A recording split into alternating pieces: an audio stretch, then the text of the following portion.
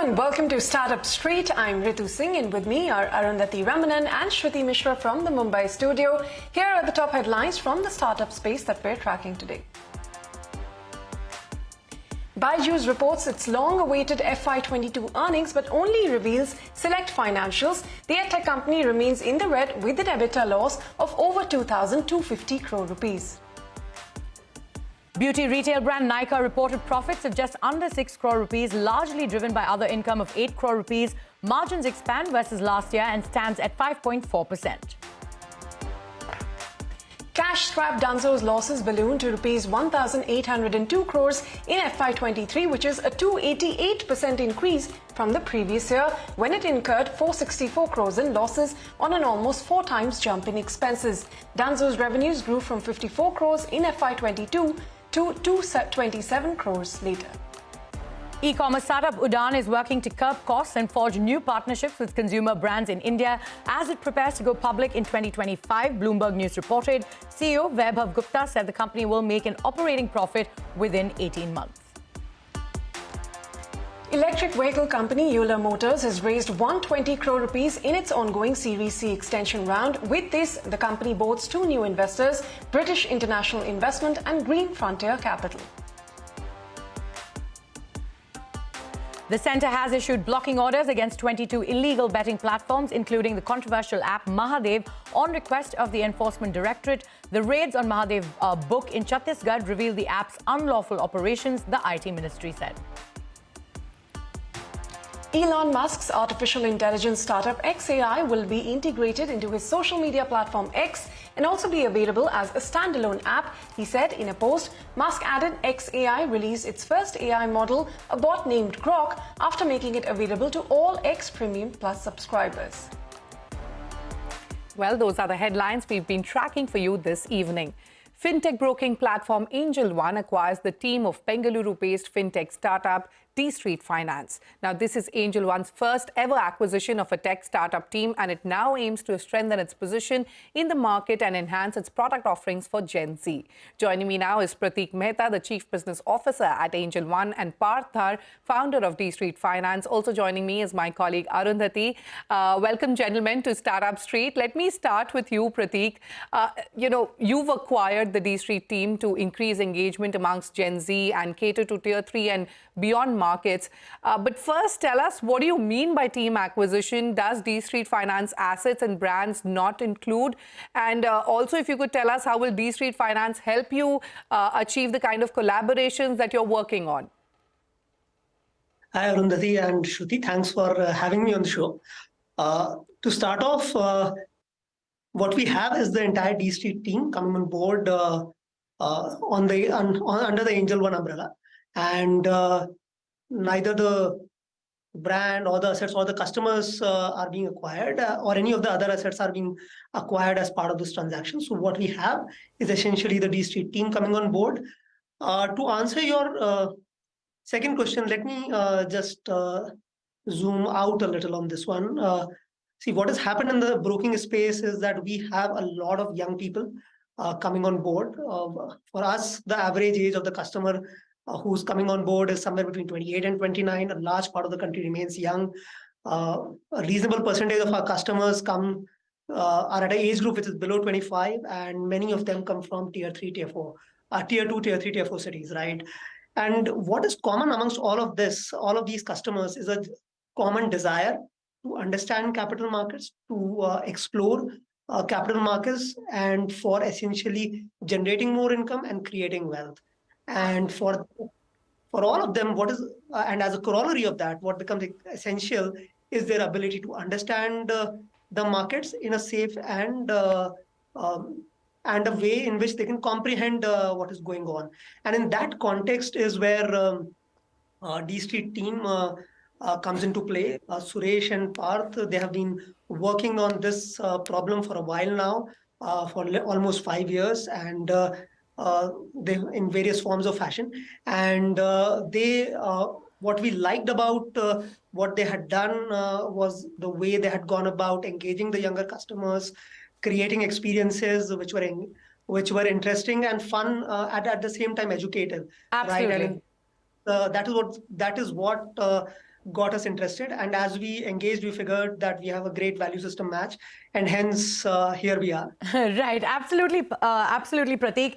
Parth, let me bring you into the conversation. You know, like Prateek was saying, we're seeing so much more interest from the younger population and about being more knowing more about the capital markets. So, Parth, talk to us about this arrangement. How does this work for Dstreet Finance, and why do you think that this was the right move for your firm? What does Angel One bring to the table for you? Thank you for having us on the call and telling us our story. I think we'll have to go back to the origins of Dstreet and why we started it.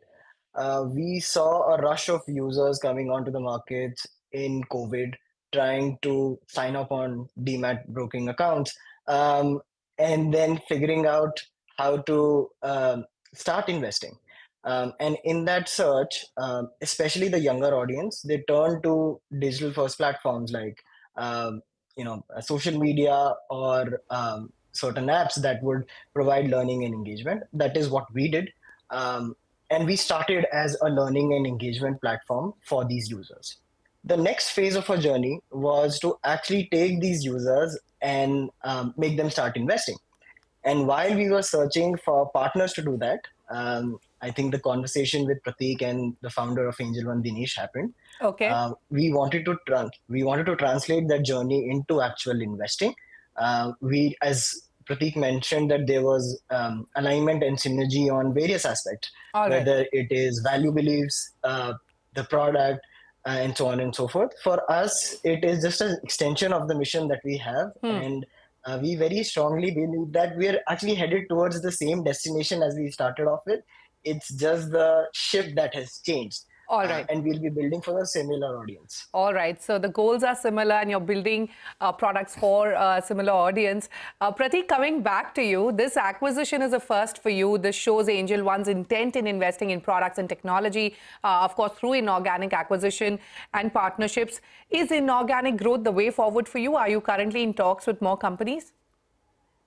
So, Arundhati, I cannot comment on who are we talking to and who are we not talking to. But having said that, first of all, we are essentially a product and tech shop, right? And the kind of growth that we've seen and the numbers are out there for everyone to see. That cannot happen without having a great product and tech backbone, right? And something that really helps us deliver the right solutions to our customers. In that context, over the last few years, while the number of demat accounts on the platform have surged to 17 million plus, the number of active accounts have been in the range of 46, 47 lakhs. What we've of course seen is that a lot of our customers who use us on a daily basis, on a monthly basis, on a weekly basis, many of them come back to us and ask for far more. They believe in us.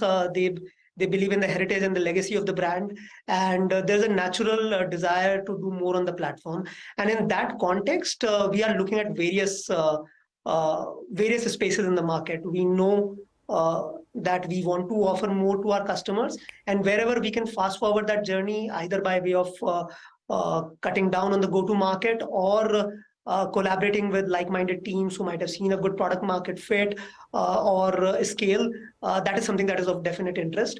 There's specific, just to add on what you asked, right?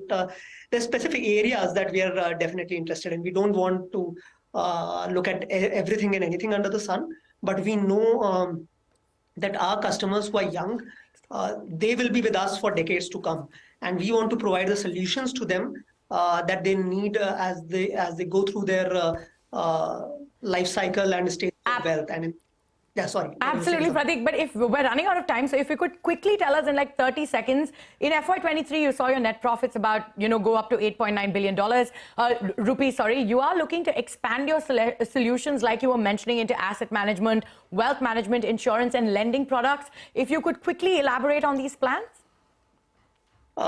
Sure.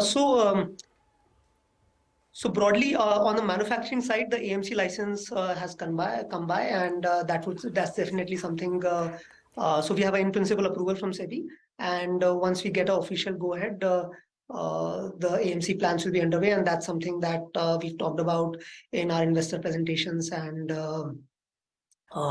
and the earning calls. Apart from that, a lot of our customers, as we have earlier said, are young, and what they have is aspirations, and often they look at debt to fulfill many of those aspirations, Sure. right? And in that context, lending as a distribution play is something that is Okay. extremely interesting for us, and we'll partner with the institutions. We understand our customers well, and we'll partner with the right institutions to Okay. offer a good experience to our clients. Right? All right, one final question to Parth. And Parth, if you could quickly answer this. You craft highly engaging content experiences for digital native audiences. If you can talk to us quickly about the kind of reach you have and the kind of revenues you're currently making. So one, I don't think so we'll be revealing any specifics with regards to the numbers. Also, with regards to the reach, we had amassed about 1 million users and served them on the platform as far as the learning and engagement, sort of products were concerned. On social media as well, we had started creating content, which had started gaining traction. We had about 65,000 users on our social creds, say, for example, Instagram primarily out of that. We'll be continuing to do the same. And drive initiatives on the content side, as well as create learning journeys for Angel One's clients, Absolutely. so that we are able to serve our clients better. All right, Prateek, Parth, thank you so much for joining us on the show. We're completely out of time, but we wish you both the very best of luck going forward. Thanks, guys. Appreciate that. All right, in our Investor Eye segment, we have alternative credit platform BlackSoil, which has closed the second quarter with $44 million deployed across 11 new deals and growing its investment portfolio by 33% year on year. Now, with this, its total investment portfolio stood at $80 million, which is roughly around 640 crore rupees across 24 new deals in the first half of this financial year. It has also raised $40 million in debt from its investors as well. Joining me now to talk about these investments and the outlook for the year ahead is Ankur Bansal, the co-founder and director at BlackSoil. Ankur, welcome to CNBC-TV18. Thanks very much for your time here.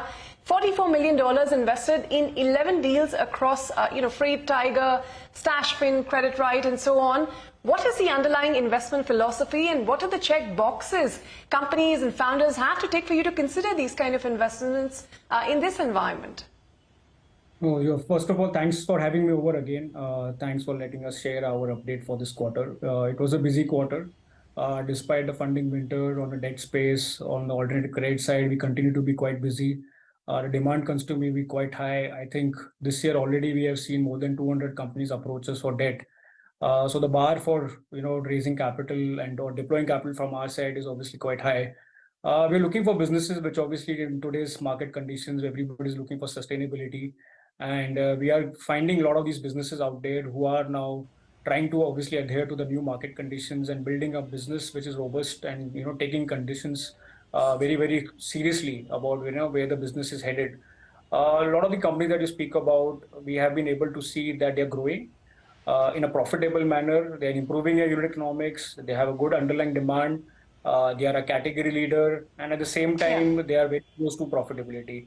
So some of them are already profitable, some of them are at least close to that. So that for us is very critical. Well, that's quite the selective figure. 11 out of 200 companies that had approached you. But, you've said earlier as well that you're looking to diversify, and that is one of the cornerstone of your investment strategy. But are there specific sectors and themes that look more promising than others? I mean, for instance, you've invested more in financial services than, say, some of the other ones. Why is that, and what are the trends you're seeing playing out when it comes to debt versus equity, check sizes, etc.? So you're right. So this obviously we are not a listed company, so our quarter and quarter may not be the right way to look at the metrics, right? It's more about the funnel of the kind of transactions that are coming our way. So financial institutions and the fintech space took a lot of more capital this quarter. Some of them are private equity backed companies that might be in traditional NBFC space. I see a lot of action on that front. From a sector perspective, we continue to be bullish across sectors. We are overall bullish on India. So I think the startup ecosystem theme or the new economy theme continues to be the same. It's more about what kind of business you're building, because each sector is very large. In healthcare itself, there are different kind of business models out there. What we did in the last quarter was more around, insurtech. And the next quarter that we're looking at is around diagnostics. So there are like the themes keep changing in each quarter, but overall themes obviously are very good. They need to have a moat. They need to have some kind of a branding element to it, or they have to have some kind of a unique characteristics that makes the business stand out, right? So we are seeing that FS was higher because there is money is raw material, right? There's always going to be need more and more capital. And today with after lockdown period, etc., we have good demand for capital coming their way. The entire portfolios have, been completely, I would say, cleaned after the entire lockdown period. Restructuring has happened, the write-offs have happened, and now they're on the growth part, and they're doing at the same time profitably. So that sort of really helps to sort of figure out those businesses. And most of them are private equity backed, so the corporate governance also becomes a key sort of, checkbox. All right. But Ankur, you've also now raised this $40 million of debt. So with that, how much more are you looking to invest in the remaining half of the year, or say over the next 12-month period? I think we will end up deploying in the next 4 to 6 months itself, depending on the quality of pipeline that we have. Okay. Being a lending platform, we are raising capital continuously. It's like, it's like any other startup founders also raising capital always, so we are. And today, more and more banks and institutions are opening up to this space. They're also liking the fact this is a sector that they don't have direct exposure to, and through us, they get an exposure to a various different set of companies that is very difficult to underwrite in the traditional mindset. So with the entire advent of private credit is happening and structured debt becoming important, and flexible solutions is what new companies are looking for. So players like us who have been doing this for a while are able to attract that kind of debt. And it's sort of very positive conversation we are seeing from multiple private banks and even PSUs who are looking to sort of, get onto not only at the NBFC but also get into co-lending kind of opportunities. So there is enough action happening on that front because more and more from a lender perspective, it's a great scenario since everybody is looking to reduce the losses, right? That is the theme, and more the profitability or less the burn is sort of a better way to underwrite for companies like us. Ankur, finally, this year so far, I think 3 of your portfolio companies, I think Yatra, IdeaForge, and Selecor Gadgets have gone public. Give us a sense of, is there something else lined up for the remaining part of the year? Not for the next 6 months, but I know that for now, most of the startup companies, IPO is now a very, very serious way of, providing exit to their existing backers and even for them to go to the next level of growth. So IPO is now no longer sort of a concept for most of them because it's now been tried and tested by multiple different kind of companies out there. And it remains to be the sort of the next North Star for most of the boardrooms to sort of reach, right? And we have seen people start engaging with investment bankers and IPO bankers 2-3 years in advance so that they can start crafting the story, start putting their accounts in place, putting their corporate governance structure, the board structure, etc., coming in a way that sort of they're ready to become an IPO-able company. And thanks to the listed markets, everybody knows that loss-making theme will not make the cut. You need to be sort of sustainably growing and at the same time providing a space for investors to invest, which is not available in the listed space. So I think all these 3 companies sort of, fit that bucket. IdeaForge in the space has proven that.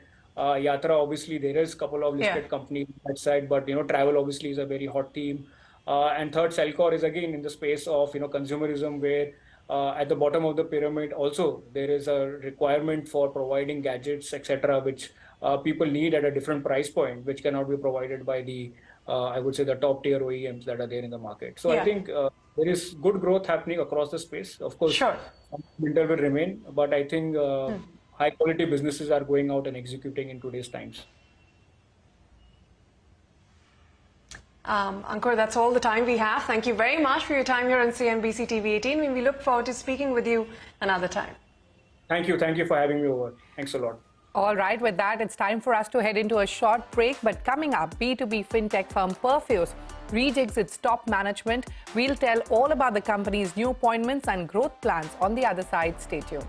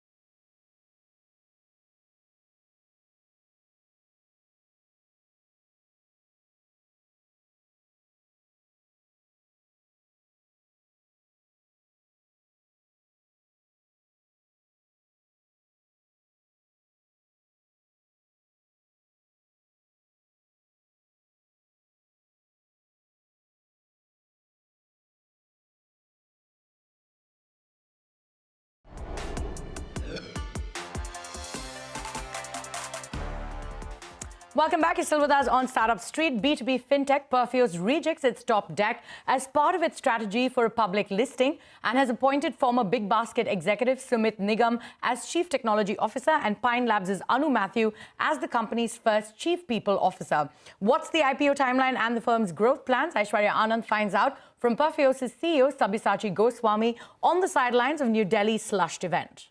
Take a look. We tentatively have kept a timeline of about 18 to 24 months. But I would say that we don't control everything. We can only have a control over our internal processes, systems, people, all of that. But I think we don't control the macros. But internally, we are gearing up and preparing ourselves for about, let's say, a timeline of about 18 months. Okay. And any plans on how much would you be raising via the IPO? What's the valuation that you're targeting? Something around those figures if you have something in mind. Not yet. I would say that we are too early in that process. We're just preparing ourselves. We've just kind of come to terms that we'll have to do it. Okay. And I would say that we'll as soon as we get to know, you'll get to hear. Just last month, you've raised $229 million in your Series D funding round from Kedara Capital. Tell me, where have you deployed the funds? And will you be looking for a pre-IPO round going forward? Okay.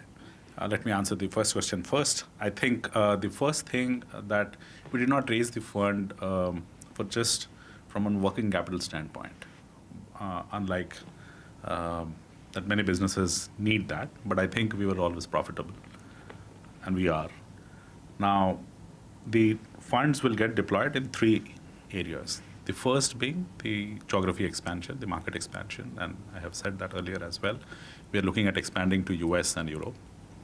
Next being the large investment towards research and development in the field of deep tech, AI, and creating much more innovative products to kind of address the last mile need of financial services and hence driving the financial inclusion agenda, not for just the India perspective, but whatever and whenever we have created products, we have only one thought in mind: made in India for the world. And we will continue to do so. So I think that will require a large amount of investments. And the third being, while we are preparing for IPO, we need to set a few things as well. I think these are the three areas where large part of investments will. Okay. All right. Now, you've also made 62 millionaires with your 154 crores ESOP buyback. Tell me, what does this mean? That's been the core philosophy of Perfios from day one. Create wealth and distribute wealth. The numbers have gone up over years. And if you see, I mean, we believe in DNAI also. Well, 80 people in this round has been women, right? So I think generating wealth is important because we come under the category of startups and fintechs. And what motivates young people is also how can they generate wealth for themselves. Okay. Now, while we are still awaiting your FY23 financials, I would like to understand from you, how has the growth been for you? And what are some of the targets that you're setting for the next fiscal year? So over the last 5 years, barring the COVID years, we have grown for year on year about 100%. And it will be pretty much same even when you see the 23 numbers. We have set kind of similar targets, about 80 to 100% even for this year. While the base grows, you can't grow at the same pace. But we know we have not tempered it down too much, but around 80 to 100%. I think we'll exit the year with about 100 million ARR. Okay, all right. Now, I wanted to understand what kind of solutions has Perfios deployed, for banks, for NBFIs. If you could just shed some light on that. What we have created is an end-to-end customer life cycle. So we address the products in different pockets from the end-to-end customer life cycle, starting from origination, onboarding, decisioning, then your operations, support, collections, the full cycle. The second is from a capital market perspective. So on the capital markets perspective, the wealth management, the personal finance space, the robo-advisory, how do you address those requirements of an individual? Third is the InsurTech, which was the third pillar. Today we work with one of the largest insurers globally. Tell me, how have these three categories grown? If you have to, shed some light on the numbers there. We have been a category creator in the banking and financial space. So banks, NBFCs, fintechs uses us. We have about 1,000 odd clients globally over 18 countries. and will soon enter US and Europe. So that's the category creating segment and products for that segment. Followed by capital markets. The third is the InsurTech, but we feel that InsurTech is, and each of these segments are in a different phase of digital transformation. Right. But InsurTech is catching up fast. So I think we'll see a lot more action out there, a lot more transformation out there, and we're building a lot of products on that side. Going ahead, what are some of the new things that Perfios has in its pipeline? We pick up the newspapers, we see frauds happening in different kind. So the next bet is the fraud solutions. We already have some products, but we are enriching those products by using our deep tech and AI. Thank you so much, Sabyasachi, for speaking to us today. All the best with your IPO plans. Okay, on that note, we're all up on time on this edition of Startup Street from Shruti, Arundhati and me. Thank you very much for watching, but stay with CNBC-TV18. The news and updates will continue.